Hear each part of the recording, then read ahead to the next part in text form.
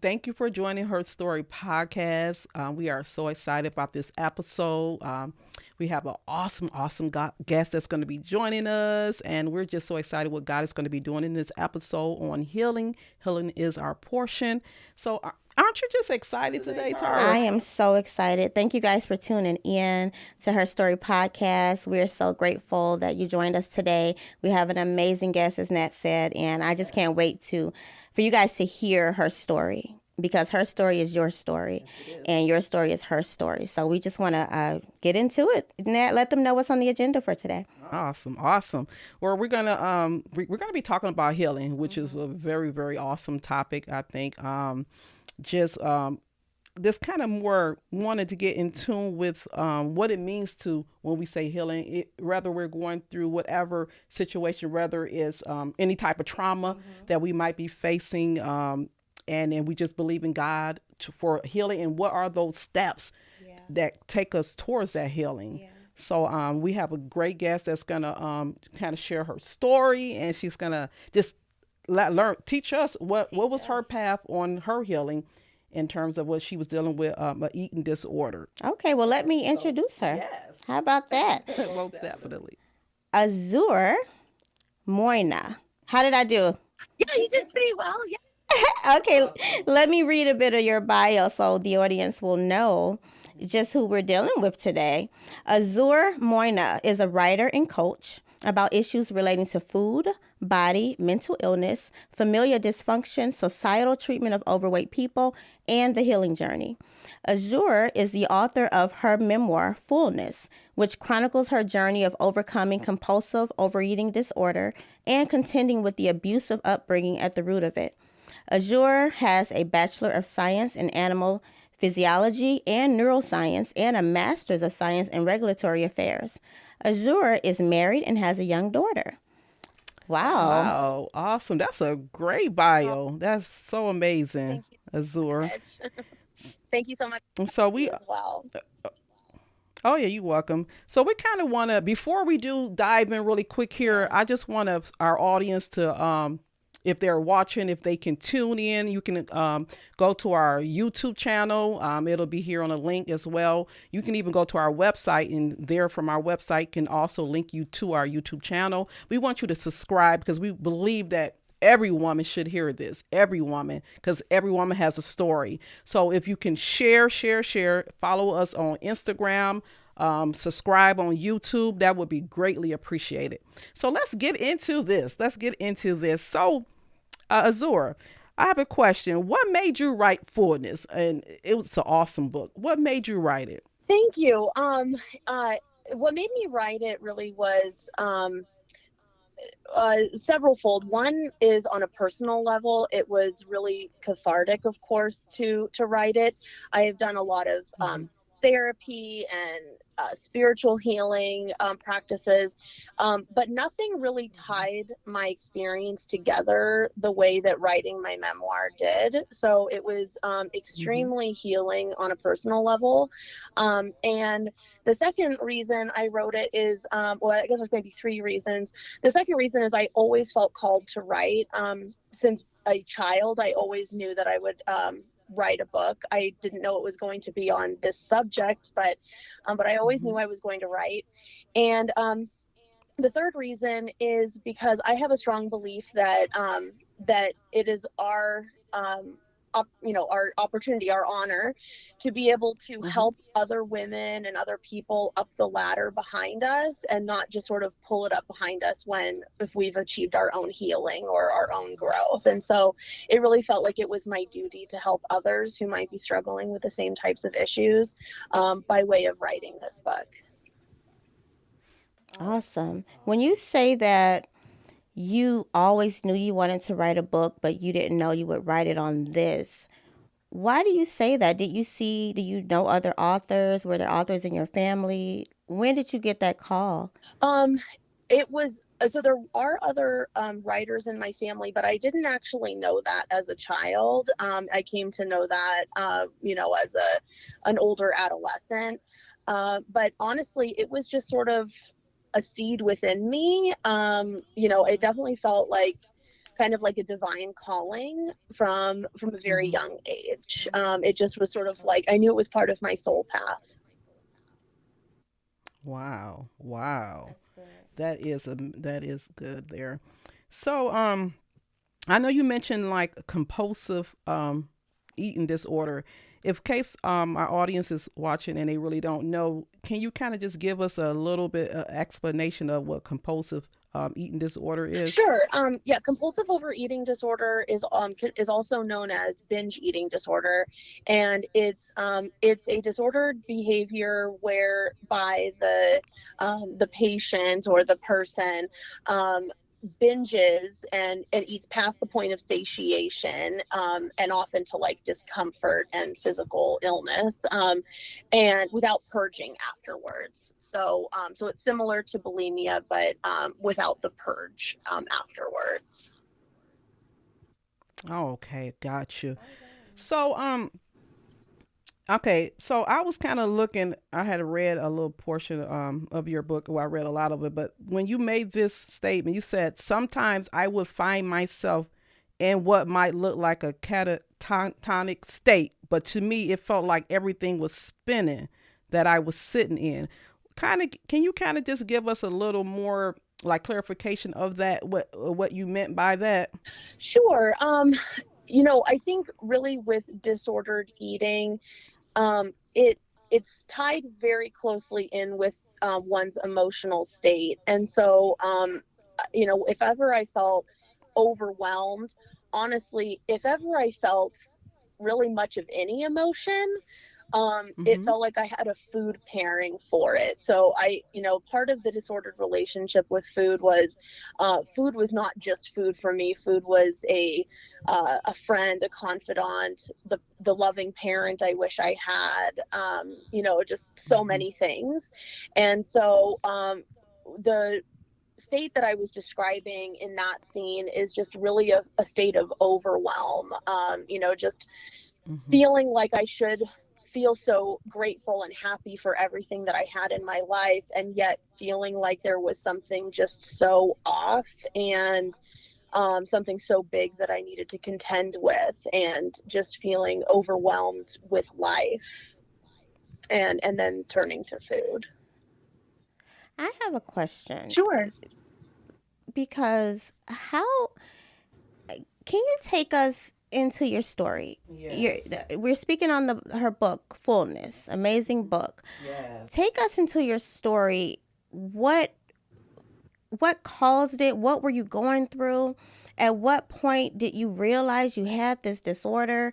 Take us backwards into your life and tell us a little bit about how you came to realize you had this disorder and what brought it on. Sure. So probably the best way to describe it is the way, kind of in the order of the book. So, in the first chapter, it describes a scenario where I am having a housewarming party. My husband and I had bought in our first house, and we were Mm-hmm. so excited. And I sort of had achieved some milestones in my life, and had Mm-hmm. felt that we all have those milestones where we think like, okay, life is going to be a certain way when we achieve the milestone. Mm-hmm. Mm-hmm. And I didn't feel that way, because I Yeah. was still myself, and I Yeah. there was a lot of despair there. And so Mm-hmm. after this housewarming party, I binged on a dish that I made, for this party, and I Mm-hmm. ended up waking up choking on my own vomit in the middle of the night. And Mm-hmm. so Wow. it was this kind of like a near death experience, that really Mm-hmm. made me realize that this was not normal. That this, even though this was something that was normal for me my whole life, Mm-hmm. that there Mm-hmm. was something really wrong with this behavior, and that it was life threatening, at least in that moment. And actually, eating disorders have the highest mortality rate of any mental illness. So I didn't know I came that. to learn. Mm-hmm. And Mm-hmm. so that really prompted me to begin the therapeutic journey. And that's when I learned that there was a name for this, that it was called compulsive overeating disorder or binge eating disorder. And then so the book then goes into this Mm-hmm. parallel path of my adult self on my healing journey and my childhood self, contending with my abusive upbringing, which is what led me to the Mm. disordered eating in the first place. Uh, Yeah. Okay, I know you mentioned in the book about one day your father yelling and he, you know, like took food away from you. mhm.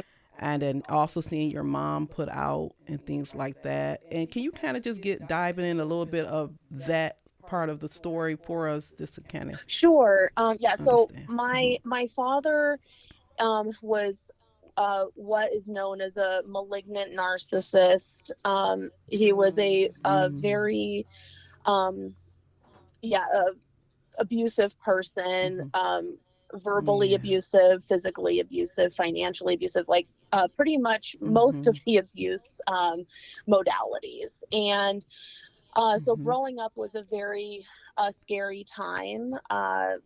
There was a lot of Hmm. physical violence in my house, and as well as emotional Hmm. and verbal abuse, which really affects Mm. people psychologically. So, Yes. um, Yes. growing up, uh, my brother and I witnessed physical violence and and the psychological abuse on a daily Hmm. basis, and then my Yeah. and which affected us profoundly. And then on top of Hmm. that, my dad was he was a brilliant person, in the Hmm. sense of, he had a double PhD. He was a very Mm. accomplished person on one hand, but Wow. very disturbed person as well. And one of his neuroses was my body and my weight. And so from a very young age, I was dieted, was sent Wow. to school in bed hungry, and was weighed on a daily basis, sometimes several times a day. And um, Sure. yeah, Oh, real. and so, Oh. so to be honest, I mean, so sometimes with eating disorders Mm.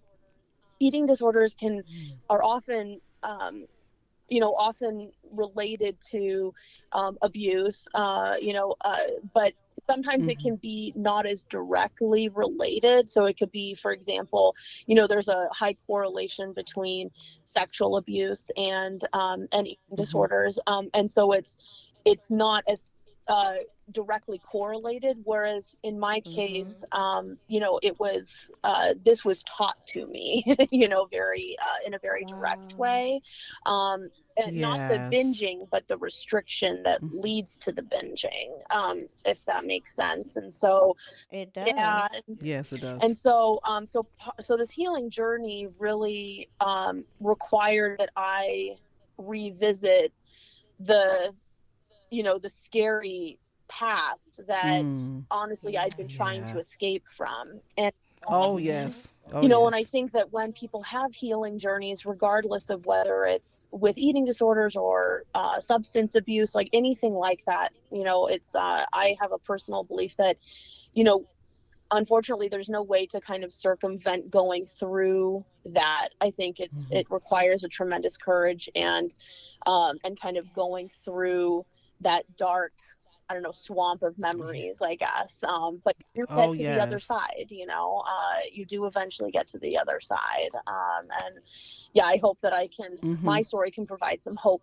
to people that are going through that or are about Hmm. to embark on that journey. Yes. And that's why when we have our statement, our acronym of be free, be bold, be heard, and that's what a lot of women they don't know how to be free, Mm-hmm. and for so they can get to that position where they can be freely and open to talk about their story. And that's what this platform is for, women such as that's been free or working towards freedom, Mm-hmm. and just believing for that total healing. Yeah. Yes. Wow, you're so brave. Yes, yes, most Well, definitely. you're doing amazing. So thank you. And so we kind of want to dive in just a little bit also in like some paths towards healing. Like if we have any body that could be listening that saying, well, okay, yeah, I understand your story. I hear everything. But what are some steps, or some not really, like some pinpoints of what I can do to be on that journey or on that path for healing? What are some of the things that maybe they can do Sure. if they find themselves in this situation? So I think, so with regard to eating disorders, I would say that there's a lot of societal shame around it. There's a lot of, especially with binge eating, it's a secret behavior mostly. It's I guess characterized mostly by having secret eating rituals and sort of like eating one way if in front of people and then in private eating a different way and a different volume of food. Mm-hmm. And so because of that shame, it can feel like, and because it's so private, it can feel like you're the only person in the whole world that has this. And but that's Mm-hmm. actually not true at all. And so I Yeah. think the first step would be oh, excuse me, sorry, there's a sound from my That's okay. guys. So I think my first the first step I Mm-hmm. would say is acknowledging that that Mm-hmm. this that there is a name for this, whether it's binge eating or Yes. bulimia or anorexia nervosa, or there orthorexia. There's like a new one for sort of Hmm. folks that are um uh kind of disordered with feeling like they can only eat health foods and not sort of anything that diverges from that. So if just know that there's That's a disorder? yeah, right. I didn't know that was a Well, disorder. it's all a Whoa. it's all a spectrum, right? Because just Okay. because just for example, like with my book, a lot of women have reached out to me who don't have clinically diagnosable eating disorders, but Mm. what woman hasn't had a complicated relationship with their body, or what woman hasn't used food in an unfuel way, like the Mm-hmm. whole ice cream after a breakup. Like everyone has to Mhm. Yeah. some Mhm. degree. Mhm. It's just that folks Mm-hmm. with these disorders do it a whole lot more often than just when they have a breakup or something. So I Mm-hmm. think that it's just a representation of women and their bodies and women and food. It's a complex relationship in general.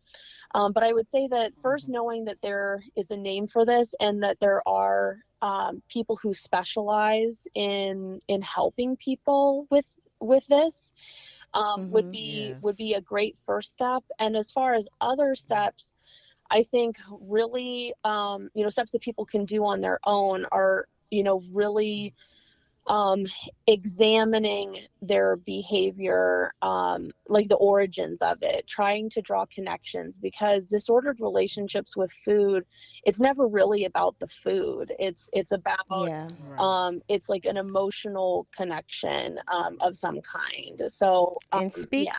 oh, go Oh ahead, no, go ahead. Azure. Go ahead. I was going to say, speaking of that, people connect to people. Mhm. I know in my case, I connect to people in stories. So that's why I'm really interested in also you talking about how you even like the things that you went through, because I want a woman out there or even a man who's listening to be able Sure. to connect like, hey, I went through that. Hmm. I can relate to that. Hmm. I was thinking of when your friend's wedding. Your friend was married and you were a bridesmaid, and that story was really interesting because you're like, we're supposed to lose weight, it's like you were overly thinking about it. Like your mind was constantly consumed with your weight. Yes, it was yeah, I think that that's really the piece that I saw without really even knowing 100% if it was even possible at the time, is sort of like an existence where I wasn't thinking about that 80 Mm. per plus percent of the time, because it felt like all of my thoughts, whether at a wedding or whether just at work, I mean, it felt like the conscious thoughts that ran through my head, it was they were 80 plus, maybe people like 90+% about food or exercise or needing to lose Wow. weight, or it was just obsessive, really. Yeah, and that's unfortunately what it's like for someone with disordered eating and disordered relationships to their body. Yeah, so to kind of dive in also a little bit, we're going to talk. I'm just going to read Jeremiah 17 and 14. It says, Lord, heal me, and I will be completely well. Rescue me, and I will be perfectly safe. You are the one I praise. So when I kind of look at this, sometimes we can we can go through like different have different perspective in terms of healing. It's so many ways to be healed when we're going through things physically or mentally or wherever it is. We know it's different regimens that we can try in terms of counseling, yoga, breathing techniques. I mean, we can go down a list. Also, when we're looking at when this Jeremiah states here in 17 and 14, Lord, heal me, and I will be completely healed. I will be completely well. So when I look at that, I'm looking at being completely well. We're in mind, body, and soul. Mhm. And so is there any aspects where you felt like you that we can probably speak to someone in terms of being completely well, just to and even in our healing process, some people can say, well, I had counselor, and I've heard women recently say, well, I've had some type of therapy, but it's not working. It's not working. Like, is it anything that we can say can be 100% guaranteed? Well, I know that his God's word says that we are completely healed through him. So are we sure to get that 100% healing when we're like seeking like other alternative, like whether it's counseling, therapy, yoga, and things of that nature? Well, I guess the way I would answer that is, I think that what was really important to me in my journey was the Mhm. undying belief that I could be completely well. And what I mean by Mhm. that is, so there's a lot of even popular treatments for eating disorders out there, where Mhm. you identify a list of like trigger foods, for example, and you Mhm. abstain from those foods. But to me, Mhm. that it was not true healing. I wanted to be able to, have some some mac and cheese and not like an entire family Mhm. portion, or and Yes. and so but there's quite a lot of popular information out there that Okay. kind of abstaining. But if you're abstaining, then that means that there's still that sort of that addictive process is still present. You're just trying to work around it. And what I really was like yearning for is to be actually free from that addictive process. And so yeah, I had a very undying faith that I could actually be truly healed from this, and be able to think of food as just food, Mhm. and not have it be sort of like neutralize the charge around it, if you will. And so yeah, I Oh, think that yes. I definitely would say to your listeners that resonate with this is to not lose hope that there is like actual true healing with this. Mhm. Yeah. So I have a question. Like, how deep and serious was this issue for you? Oh, the biggest in my life. Yes, I mean, Mhm. very consuming. And when I say this, I mean it's so tied in with the abuse that I suffered and my relationship with my family, that I kind of it's hard to separate one from the other. But yes, it was sort of like the biggest, most compelling force in my life. It wasn't sort of just like a Mhm. um, you know, sort of a struggle on the sidelines of like my life or something. It was sort of like the main story structure of my life, if that makes sense. Yeah, very consuming. Very I want consuming. to go. I want to go somewhere. If you guys will allow me, there's a part in your book that you wrote that stood out to me, and it's when you came home and your mom was gone, and you said she is gone. She escaped. She left us. Mhm. Can you, if you're able, to go there, and what was going on with you at that time? What's behind the she escaped? Well, it's hard for people to maybe understand who haven't, lived in this type of household, but um, growing up, so it's kind of the opposite of what it seems like a lot of people grow up with, in the sense of it seems like a lot of people are like, okay, your home is your safe place, and the outside world is kind of can be a scary place. Yeah, um, that's I normal. felt the opposite. Home Okay. was the scary place, and I felt safer pretty much anywhere else. And maybe even because there was warning about, the scary outside world, it sort of can feel like nowhere is safe. But definitely home was the least safe place of anywhere that, any place in my life. And it felt very much like, especially from the eyes of a child, it felt like my father was like a real life monster. And we had, so growing up, when my dad would abuse my mom, my brother and I would go to my room downstairs, and then eventually my mom would come in, and so often in the middle of the night I would console her, because she had been abused. And we talked about, escaping, or I mean, it's hard to understand like the thought processes of people that Yeah. live in this kind of environment, but there were talks about, um you know uh I mean, I know my mom thought about killing my dad in his sleep, and because it feels like it's such a dangerous and inescapable situation, but it was always the Yeah. dream, like, of mine to escape that environment. And I always, it honestly didn't occur to me that, well, maybe that's not true. Whenever my mom would have, when my dad would abuse her, and I would always think, like, why don't we just drive away from Yeah. here? But to be a battered woman is a very complex thing in itself, and she just didn't really have the capacity to do that.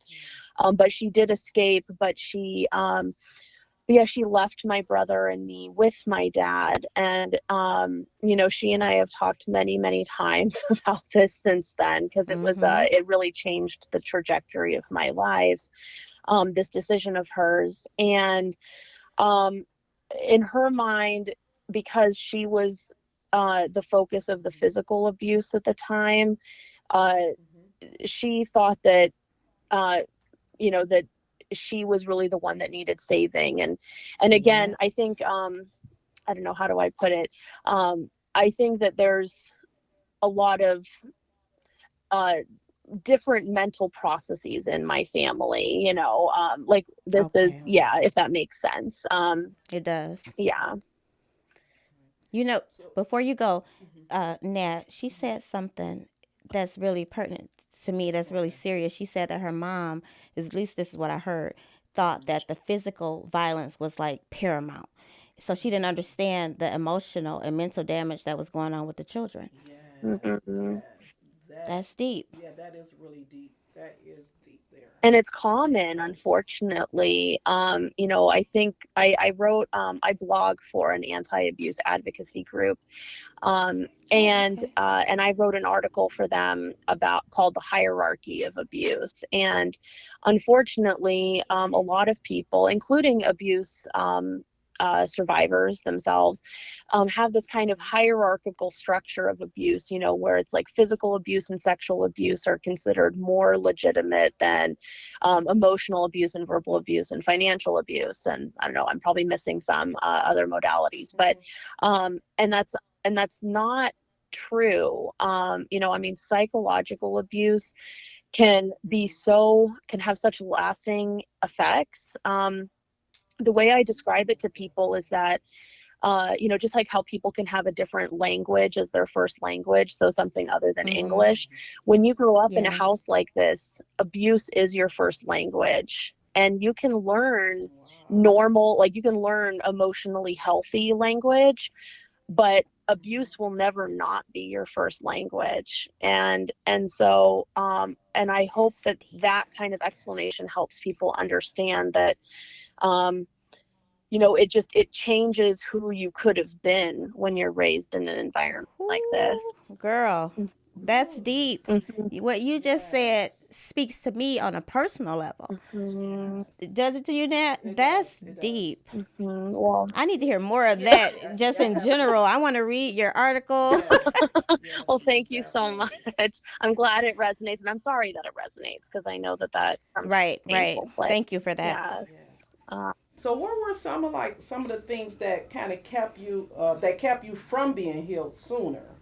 Well, I in thinking about that, and I'm not sure the right solution, but I think what could have helped me heal sooner is it's kind of like a scab. Like, it's hard for a scab to heal if the scab is being ripped off all the time and you're bleeding again. And I, at the time, I think while I went through this journey, I was trying to do so in a way where I was reconciling my relationship with my family, because at the root of everything, I'm a girl who longs for a loving family, even if the people in that family, are not super capable of love. And so while I was healing, there would be these continual hurts that would cause me to go back to disordered eating, so but I don't know. I've been really contemplating, if I think that there was an alternative. I think for me, that was the right path. If someone had told me at the beginning, you need to completely cut off your family, I wasn't at a place to make that decision at that time. So I think it happened the way it was supposed to for me. But I definitely think that it would have been easier if I could have been in a place where I was more like a softer place emotionally, with fewer emotional triggers from my family while I went through that process. It probably would have happened more quick than it did. Yeah. Okay.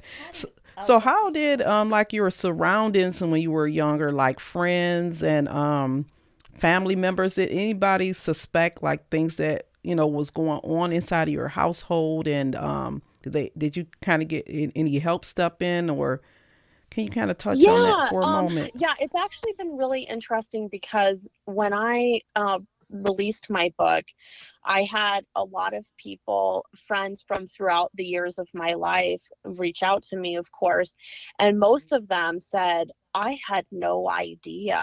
And it really surprised me, because I assumed that everyone knew, but I think what I chalk it up to is that when you're raised in a family like that, it's a secret, and you're told to sort of pretend like everything is normal and good, and you get so practiced at that you think you're being authentic with people, but you're always hiding this. And so, yeah, I mean, even best friends who even spent time at my house. I mean, there are people who they're like, I could tell your dad wasn't like the nicest person, but I didn't Mm-hmm. know it was like that level, you know. And Were yeah. you in Azure? Were you screaming like, "Can you see this? Do you see what's going on?" um yeah, I mean, I definitely at a certain point in my life, it became yeah, I definitely found my voice more with that. And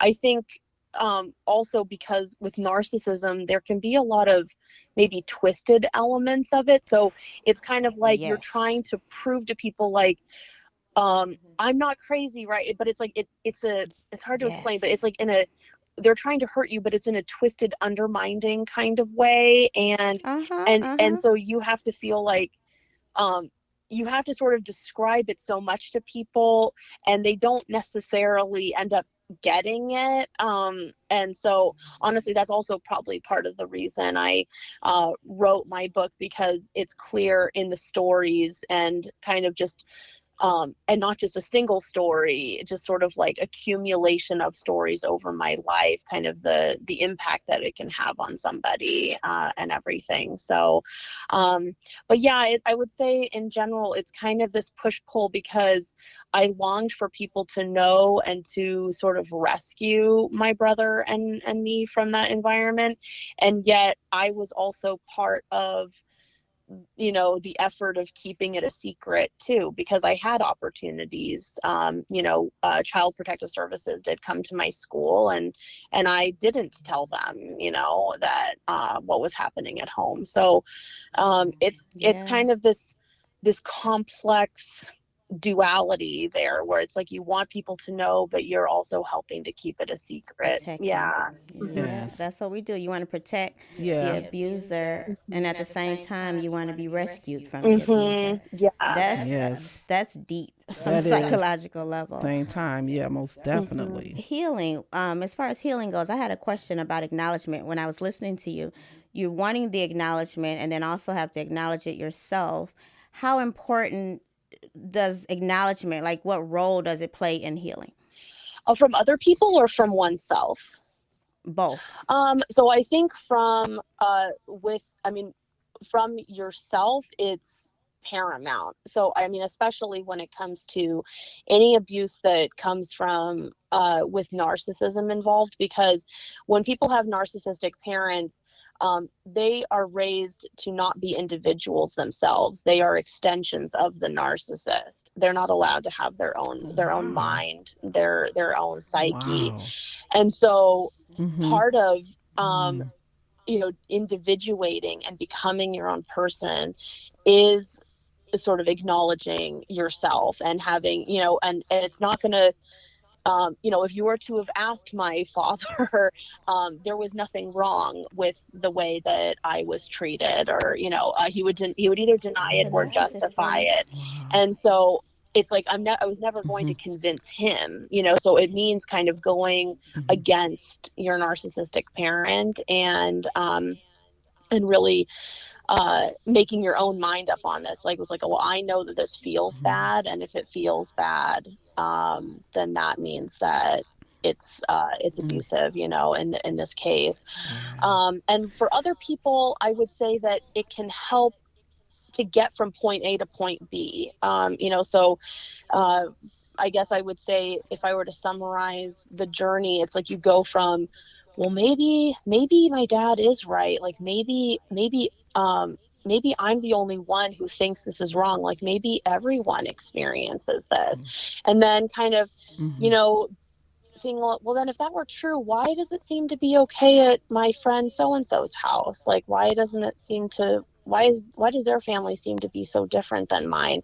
And then you trust that Mm-hmm. more. And then when you get validation from other Yeah. people, it helps you go, okay, I'm not crazy. Like, this is, if it hurts, it's, you know, people should not feel like they're hurting in their primary relationships, like as the primary way that they feel, you know. So it can help people. Mm-hmm. So if there's any of your listeners that have someone who could use validation, it could be so invaluable Mm-hmm. to give that validation. You know, there's a scene in my book actually that's coming to mind where um I'm in a grocery store with my dad, and he is hitting me with the grocery cart, like he's running it into Mm-hmm. me, ramming it into me. Mm-hmm. And he was just so brazen, even in public. And this Mm-hmm. woman came over, and she said, to my dad, she said, I used to have a father just like you. And she turned to me and she Wow. said, when you're 18, leave and never go back. Wow. And Wow. Wow. Wow. and I, you know, I wish I knew who she was, because I mean, she was just a stranger, but although I'm getting emotional, like, I will never forget her. You know, she Yeah. really, Yeah.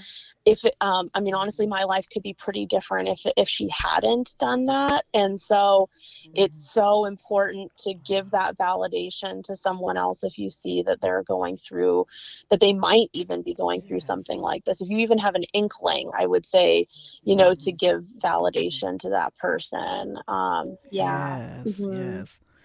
So, on trust, kind of let's dive in on trust. I know that God is, we should be trusting Him first, and then trusting ourselves, and knowing that it's okay to put the pain that we go through, or even the trauma of different situations that we've been through, or currently going through, that we should be putting our pain in the hands of Christ. And because he and him alone is the only one can actually, like I talked earlier, completely make us well. He's the only one that can restore us back to our proper place. And Tara, so when you kind of agree in terms of, I know we go through different healing process that we go through, but we know that the ultimate healer is Christ, and Him restoring us to our proper place. Can you touch a little bit on that, just to? Yeah, that's who helped me. Yeah. God will help you. Will help you.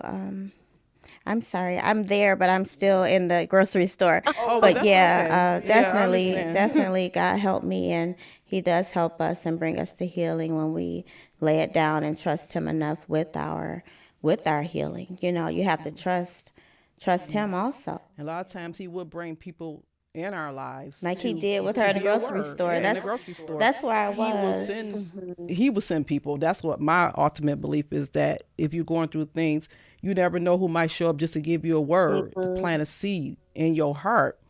And so That's what that's, He did for her. yes. Hmm. That right there. That's why I say her story is your story, because we may not have the exact same story, but as I listen to you, I can feel it. Like, it's resonate with me, the way that the emotions you had, the things that were said to you, the gaslighting. It resonates, because even if it's not, it can be childhood, it can be teenage relationships, adult, it could be friendships, narcissistic boyfriends, and people that you encounter. But all of that is so real. Like, we all can pull and say, I can relate to you. And it may not show up as an eating disorder, it may show up as something else. But I just love how transparent you've been. And I just really thank you for opening up and sharing with us the way you've been. Oh, thank you Yes, so much. because some people haven't gotten to that place yet where they're open to share. Because I have heard so many women say, "Well, I'm not ready. I still feel like I don't want to talk about it." So for you to be there, I can say that it's healing is there for you to be able to come forth and be able to share your story. Thank you. Yeah, it honestly feels like it's my honor and privilege to be able to help anyone else who might be able to relate to this. And like you were saying, it doesn't necessarily have to be show up as an eating disorder. Like, it could have just as easily shown up Mm-hmm. for me as something else. That's Mm-hmm. why I always, I try to bring a lot of compassion to, to folks like with substance abuse, for example, because it could have just as easily shown up that way for me, or anger management issues, or any other type of issue. There's always a compelling reason behind our negative behavior. And so I think just bringing compassion Mm-hmm. and openness to one another, brings such profound healing. So that's what I would encourage. I want a quote. We need a picture of her with the quote. There's always a compelling reason behind our negative behavior. Love Yes, that. Love that too. Yes. So, but what do you think are some things that can get in the way of a person reaching that point of healing? What are some things that can really really stop and be a block? I mean, um, I guess to put it bluntly, like getting stuck in that darkness, and I Okay, think, stuck. people on a healing path, it can often, often or always, it's sort of like you're walking through the darkness, headed towards the Mhm. light, even if you can't see the light at that time. And I Mhm. think if you get consumed in that darkness and kind of give up, that really, that can get in the way, or it can delay it, for a time. Like if people kind of take a diversion in that route instead of keeping their eye on the prize of, just trying to get to that light Mhm. spiritual place. That's really what can derail people. I want to. So, what propelled you forward? Because you spoke of being in a Mhm. really dark place. You had a lot of trauma. How did you get here? So I feel very fortunate in the sense of, I've always had this really strong spiritual connection my entire Okay, life. And I honestly feel like like you were saying. I was destined to walk this path in this life, to change the trajectory of my family, because things are different for my daughter than they would have been, and also just, you know to help people the way that I'm helping, by sharing my story. I really do feel like I was meant to do this, but I always had um, this strong spiritual connection. And there were times, of course, where it got muddled, where I was, mad at, you know, God or the universe Mm-hmm. for, Mm-hmm. for putting me in this situation. But I always had this undying faith in me that, to keep going, to persevere, and to always, try to go towards the light. And my grandma was a very, profound influence on me. And she was my father's mother, which was kind of, I don't know, ironic, I guess, but she was such a wonderful person, and very, very spiritual person. And so she, I don't know, she really instilled the belief in me that, that there was an important contribution that I was here to make. And she fully believed that. And I think I had that faith also. And I think kind of that faith in, I don't know, the universe, the faith in myself, as that instrument, I guess. I mean, it really got me through, some very, very dark times. But I always had that. It wasn't something like, that happened later. So I think I'm fortunate in the sense that I felt like I was born with a remembering there, from the Um, spiritual realm, I guess. it's important to have a strong, made up mind also, because when with healing, when we were talking about acknowledgement earlier, you still have to do the work. So Yes, you you do. have to have a made up mind to say, hey, Hmm. I want to heal. I want to heal. I want to heal. I recognize there's an issue Yep. and I want to get better. Hmm. And oftentimes people do pray, praying to God, I want help. But then you Yes. take some steps also to go maybe to a therapist or to a coach, or read some books, some self help books, but you take some action. Hmm. But I'm also reminded of the woman that had the issue of blood in the Bible, how she was determined to be healed. I mean, her, like Jesus said, your faith is what made you be healed. So she was running after Jesus. She was running after him, even though no one can help her. Though she went to many doctors, they couldn't even help her. They couldn't figure out what was going on with her.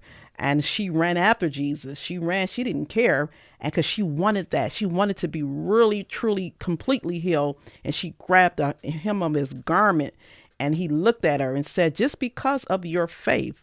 you are made whole. Mm-hmm. So she was made whole instantly just because of her faith. And then she also took an action. Her running after Jesus, that was an action. So I would say that people that's on that healing journey, sometimes you gotta get up. You gotta get up out that dark place, Mm-hmm. and you have to go after.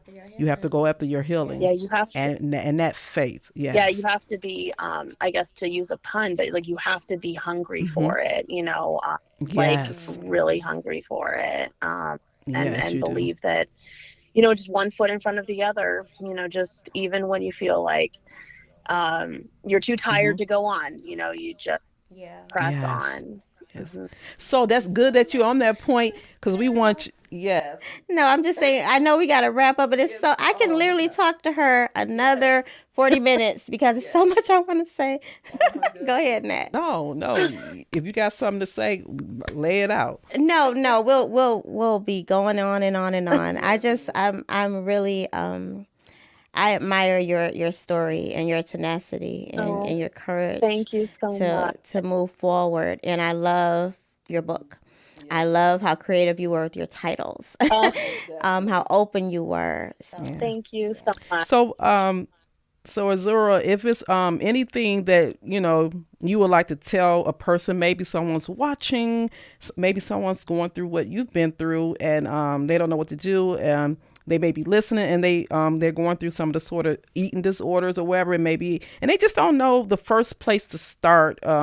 What do you do, or where to turn, or where to turn? Is there anything you can speak to that, to them on possibly? Sure. I mean, I would definitely say you're not alone, and to um, there are specialists that in this particular field, and I definitely Mm-hmm. recommend going to someone who specializes in treating eating disorders, because a lot of people bring their own, I don't know, judgments and that type of thing to treatment, and it can actually do a lot of harm if you don't seek out someone who specializes in this specifically.